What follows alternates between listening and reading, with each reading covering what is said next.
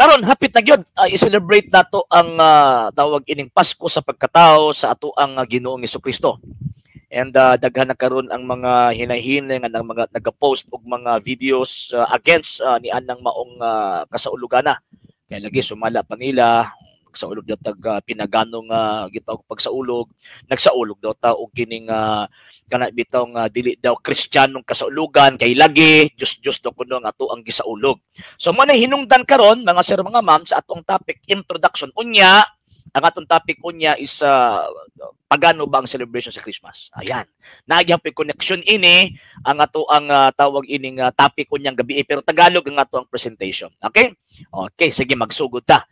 So karon ang mga Katoliko, mga sir, mga ma'am, tungod kay gitukod siya sa ato ang Ginoong Hesukristo, ang matag persona, ang matag tawo, or ang matag gitawag og being nga naay koneksyon sa Dios, ginatagaan gyud nato og pagsaulog. So, kining maong pagsaulog, nagasentro ka na sa pagsimba sa Dios. For example, kanang fiesta nato sa mga santos, di ba? Nagafiesta ta sa mga santos, dili tungod kay ang kanang mga santos atong Dios, santos kani atong tawag. So, tungod kay dili Dios. So, but pasabot, tanang gitawag og pagsaulog, nakasentro ka na sa pagsimba sa Dios. Kung kanang maong pagsaulog sa mga fiesta kasaulugan sa mga santos, nakasentro ka na sa Dios, how much more kining pagsaulog sa pagkatao sa atong Ginoong Hesukristo. Ngano si Kristo mangyud ang mahimong tao? Mo nay wala masabti sa tong mga higala nga mga dili Katoliko ba nga kita mga Katoliko magud pag magsaulog manggod ta ang atong gisaulog ang tinuod nga Dios nga si Kristo. Pag magsaulog tag Christmas ha, ang atong gisaulog ang tinuod nga matuod nga Dios ug matuod nga tawo kanang nahimong tawo ug atong pagsaulog sa iyang birthday December 25. Pero sige lang kay kining tawag in mga panahon purely Christmas man ang atong mga topics ini. Apil din na ang counting of years, counting of biblical counting, theological and the liturgical counting nato sa birthday sa ato ang Ginoong Hesukristo. So baybayin ninyo ning gitawag og programa mga sir mga ma'am. Okay, sige, padayon ta.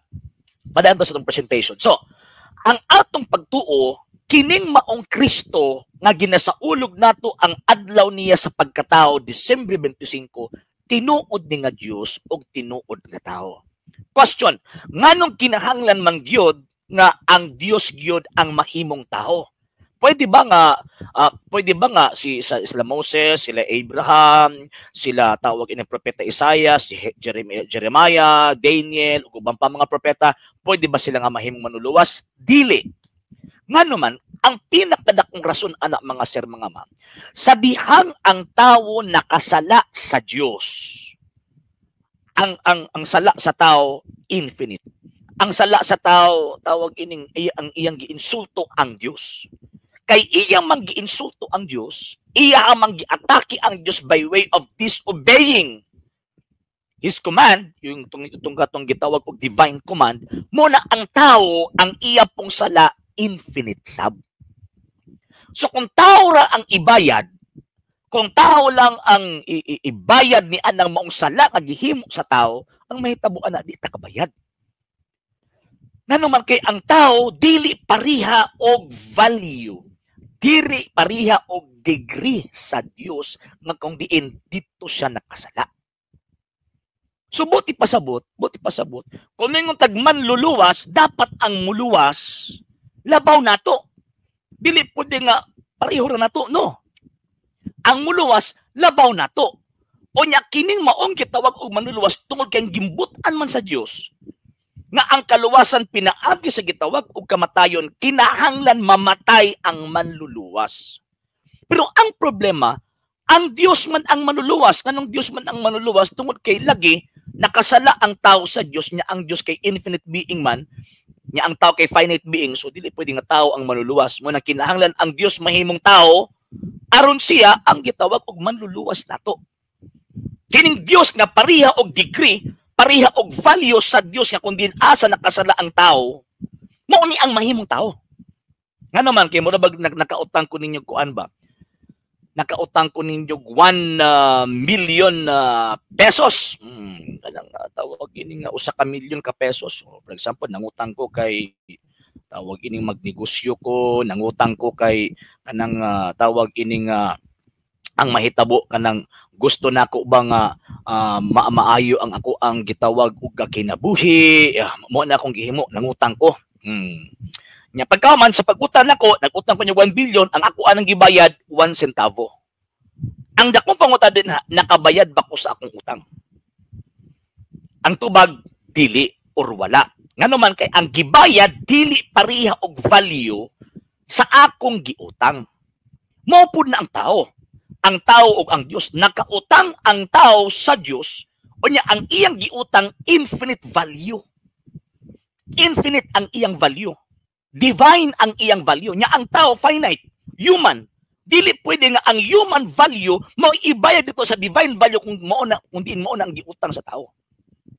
Mo na kinahanglan ang Dios mahimong tao. Ngano man kay para mapariho ang iyang value aron kining tao nga kinahanglan luwason maluwas nganuman kay pareho naman og degree, pareho na mag-value ang nibayad ni anang maong gitawag og utanga. So karon, ang question, kinsa man ang nahimong tao? Kinsa man ang nahimong tao kay ang atong pagtuo magud sa Dios sa pagtuong Katolika. Now this is the Catholic faith, Catechism of the Catholic Church number 266 and pagkatong Kwe number 39. Nag-ingon ang tudlo sa simbahan Katolika, now this is the Catholic faith, we worship one God in the Trinity and the Trinity in unity. Nagasimba lamang kitag usa lamang ka Dios diha Santissima Trinidad. So kining usa ka Dios nga naitulo ka persona, asa man nga persona ini ang nahimong tao. Ang nahimong tao mao ang second divine person nga mao ang atong Ginoong Hesus Kristo. Basic catechism na, mga sir, mga ma'am. Basic catechism na. So, ang nahimong tao, ang second divine person of the Blessed Trinity, nga mao ang atong Ginoong Hesus Kristo. In what way? In what way, mga sir, mga ma'am, nga nahimo siyang tao? Galatians chapter 4, verse 4, atuan na lang basahon ang balaang kasulatan, mga sir, mga ma'am. Ako ang tawag ining siguruhon pagbasa, ha? Okay, Galatia chapter 4 verse 4. Sige ingon ni San Pablo. 4:4. Sige ingon din Okay, niya. Apan pag-abot na sa hustong panahon, gipadala sa Dios ang iyang anak. Mianhi siya ingon nga anak sa tawhanong inahan ug nagpuyo ilalom sa balaod. So kining Kristo, kining Jesus nga mao ni ang second divine person nahimo ning tao pinaagi sa usa ka babayi. Manang wa mo kabantay every magsaulog tag Christmas, dili lang kay ang tawag ining icon nga naa sa ato ang gitawag og mga altar, dili lang kay si Kristo kung dili naapod ang mahal nga birhen ug si San Jose. Ngano man kay ang balaang kasulatan nag-ingon, sumala pa ni San Pablo, apan pag-abot na sa hustong panahon, gipadala sa Dios ang iyang anak. Mianhi siya ingon nga anak sa tawhanong inahan. So karon, ang nahitabo, nahimong tao, misulod sa taguangkan sa usa ka babae. Mo nang St. Luke chapter 1, verse 28 hangtod sa gitawag og 36. Wala siya nagparasyot gikan langit padulong kalibutan. Wala siya nagparasyot gikag langit nya nibutho lang kalibutan nga ingon nga ako ang Kristo. No, gipaagi kini og proseso. Unsa man nga proseso? Diba ang Ginoong Dios, Genesis chapter 3 verse 15, kung ato ang tan-awon, ang balaang kasulatan, misaad siya nga magpadala og manluluwas. Pagkahuman gitawag inang gitagna, Isaias kapitulo 7:14 o Isaias 9:6, gitagna nga ang manluluwas mo abot og mataw sa usa ka babayeng birhen.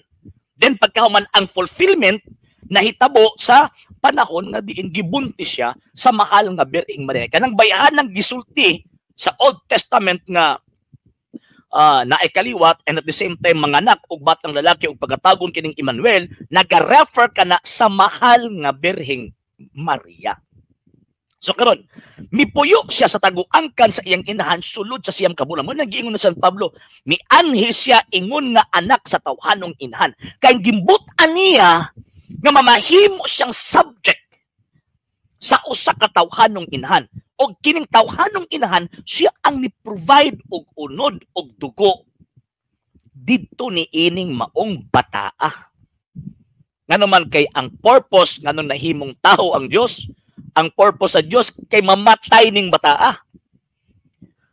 Hebrews chapter 9 verse 22, walay sala nga mapasaylo gawas kon gipaagasan kini og dugo. Muna nga ang purpose ni ining maong nativity, ang purpose sa pagkahimugso ni Kristo aning kalibutan na ang objective salvation through death. Pinaagi ni anang maong kamatayon. Pinaagis kamatayon niya. So mo na nga, sa dihang nahimong tao, ang second divine person. Diba? Ang ito masahon ha? Hebrews chapter 10 verse 5. Paminawan ninyo mga sir, mga ma'am. Nya ato ang gitawag og sabton based sa traditional and also contextual traditional, contextual and historical understanding sa balaan kasulatan. So wala pa din sa 5, ato lang ata sa 1. Ang balaod sa mga Hudyo dili hingpit og dili sibo nga sumbanan sa tinuod nga mga butang. Landong lamang kini sa maayong mga butang nga umaabot. Ang samang mga halad gihalad kanunay matag tuig. Busa unsaon man sa balaod paghingpit sa mga tao nga muduol sa Dios. Pinaagi ni ining mga halad. 2, kung tinuod pang mahinluan sa ilang mga sala ang mga nagsimba sa Dios, dili na unta sila mubati nga sad-an gihapon ug wala na untay paghalad nga himuon. Apan pagkakaron ang mga halad nagpahinumdum matag tuig sa mga tao sa ilang mga sala, kay ang dugo sa mga toro nga baka o mga kambing dili gayod makawagtang sa mga sala.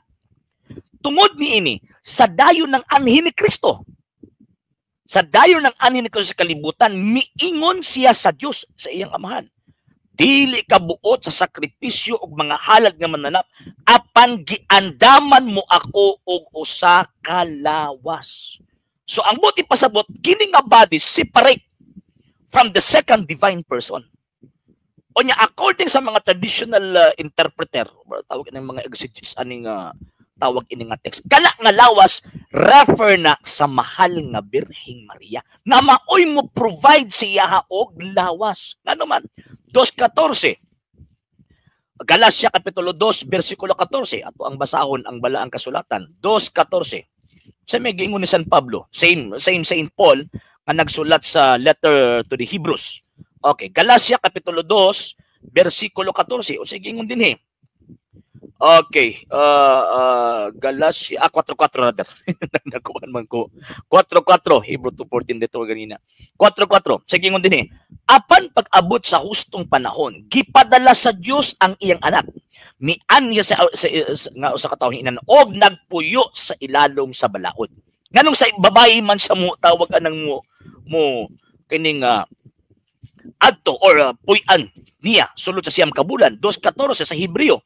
Sige ingon din 2:14. Sanglit ang mga anak nakaambit man sa unod og dugo sa mga ginikanan, si Jesus usab na himong sama kanila aron paglaglag sa yawa nga may gahom sa pagpatay. So kining bayhana nga diin asa ang Kristo ni puyo sulod sa siyam ka bulan, dili na sa display.